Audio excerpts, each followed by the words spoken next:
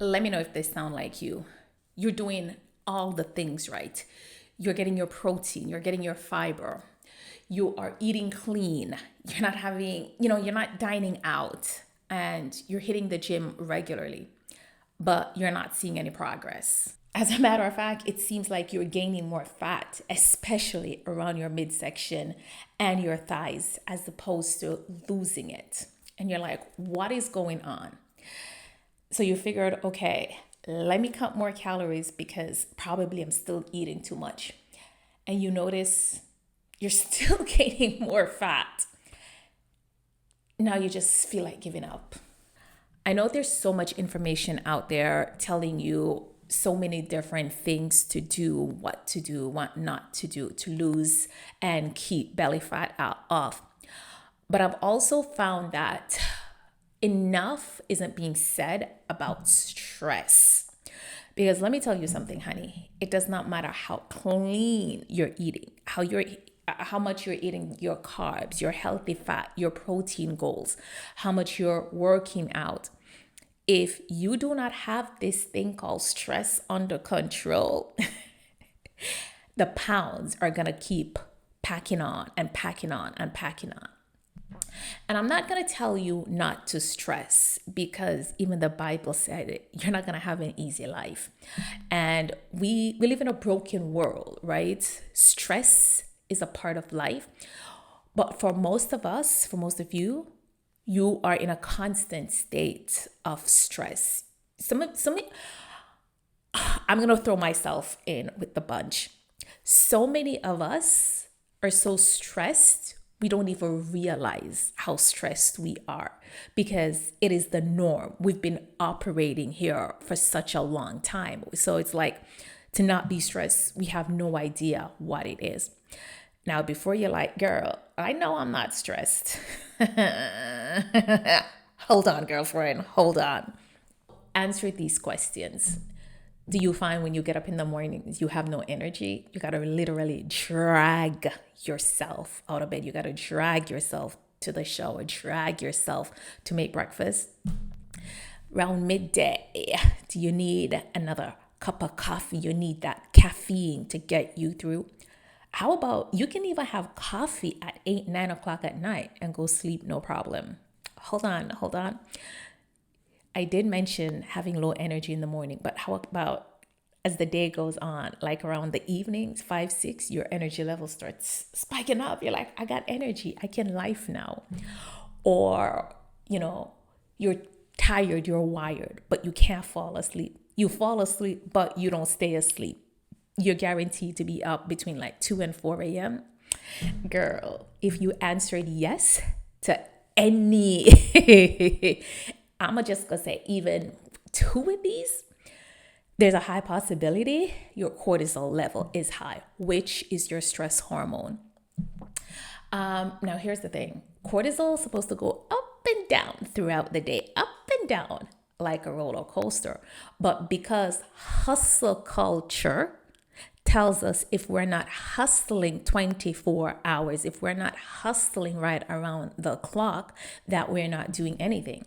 And even if you don't subscribe to hustle culture, were you watching this on? I promise you, probably your smartphone, right? That device has been a convenience for so many of us in our lives, myself included, because that's how y'all watching me now, and I'm helping you. But it also has, it's made it too easy for us to stay on all the time. Most of us, we don't go much places without our phone. Some of you even probably sleep with your phone in your room, which is not good. And these things keep us on a high. Think about how much time you spend on social media and some of the anxiety you may feel when you see certain things in your timeline, when you hear certain things, when you read certain things, right? Sometimes you don't even realize it. But then when you take a few breaks, you're like, oh, I feel different. Oh, yeah. I haven't been on social media or even the news. I stopped watching the news years ago when I realized how stressed it made me feel, because I felt like, I was constantly on high. I needed to know what's going on so I can watch my environment and what's going on. I don't need to be on high alert that much. Give me the basics, give me the weather, right? But let's talk about cortisol. Cortisol is your stress hormone. And as I said, cortisol is supposed to go up and down throughout the day. For a lot of you, yes, you're probably parenting your older parents. You're probably parenting your young child or even your teenagers or your tween. Some of you are even parenting your adult children who still lives at home, or you're taking care of them while they're in school. And then some of you also have, grandchildren that you worry about because they may be sick. Along with that, while you're parenting your older parents, you're probably also ticked at other family members and siblings for not stepping up to the plate of that. You got to be doing so much. Then let's add work because you're probably in a managerial position and you're managing people, and people be peopling.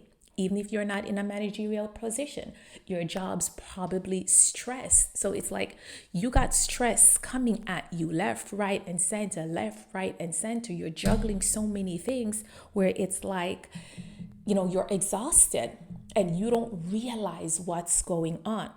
So this is how cortisol works. When you stay in stress mode, cortisol, which is your stress hormone, it stays high.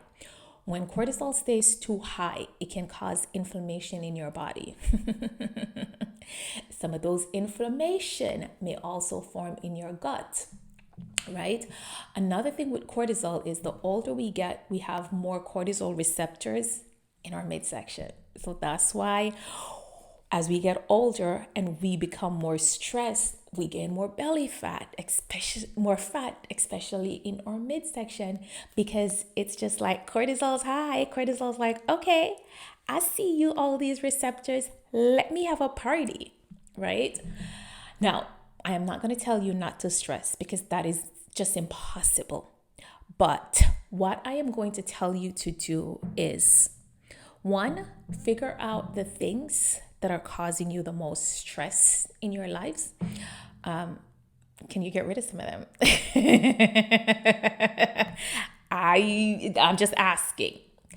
If not, you need to find ways to decompress. You need to find ways to manage your stress, because if you don't, it's going to take a toll on your health, not just on your midsection, because studies show that women with a higher circumference of 35 inches waist are more prone to have high cholesterol, diabetes, heart issues, high blood pressure. All of those can be deadly.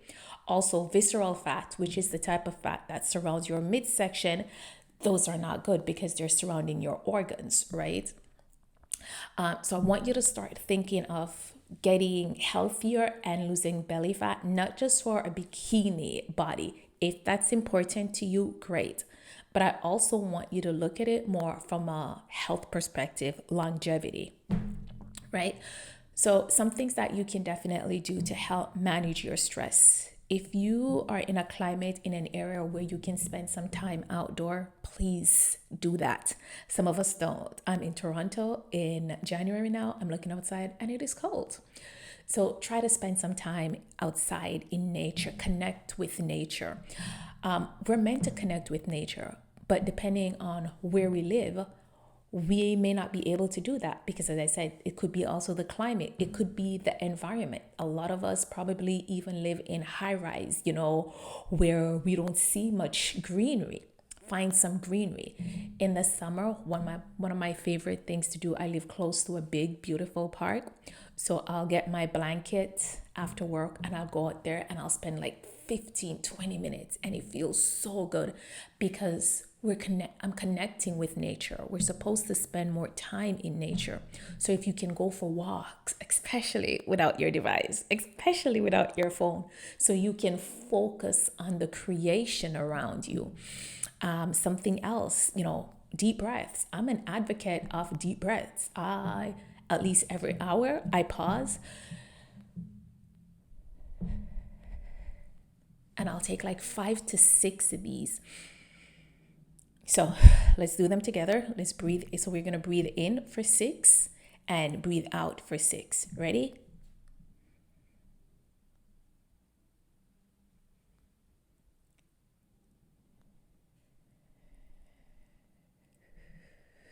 Two more times.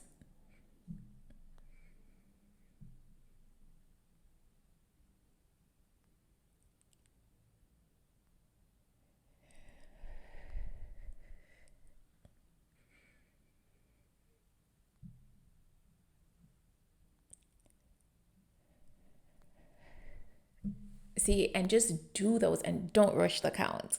What you can also do when you're breathing is instead of thinking of going in and out, think of going up and down, right? You need to do these little things. And please do not tell me you don't have time. You have time. Just spend less time on social media. Speaking of social media, when was the last time you took a social media break? Listen, I know social media is life, whether it's Twitter, Facebook, Instagram, there's so many out there. I can't keep track of them now, but I take regular social media breaks. My community is at the point now where they don't see me for a few days. They're like, all right, she on a break. I have taken like 5 straight days of all social media platform. And I promise you, the first day or two was hard. And I didn't have to delete it off my phone, right? Because I'm like, if I have to delete it, that means I don't have self-control. If you have to do that at first, probably do that.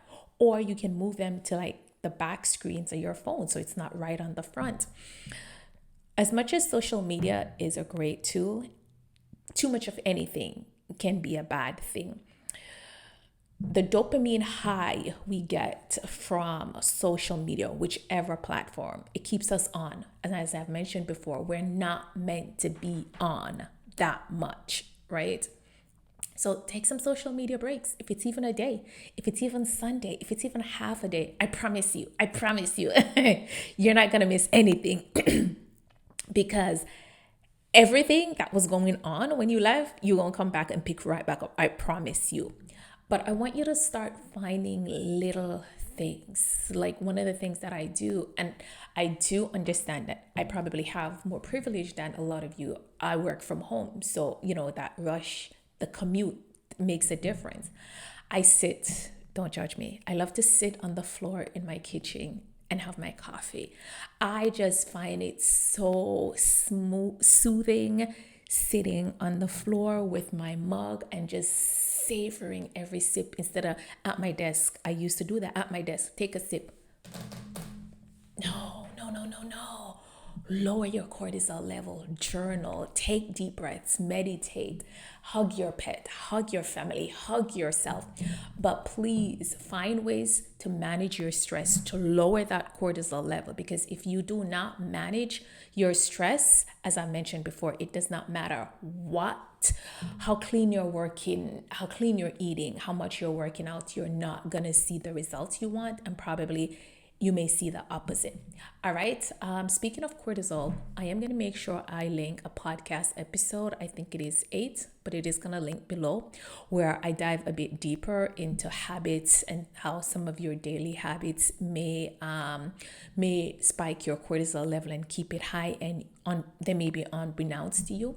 In any event, make sure to subscribe and like, and I hope you're enjoying the content because, as I've mentioned in other videos, if you've seen it, there's so much workout videos out there, but I realize there's not enough information for women over 40s to help you build the foundation.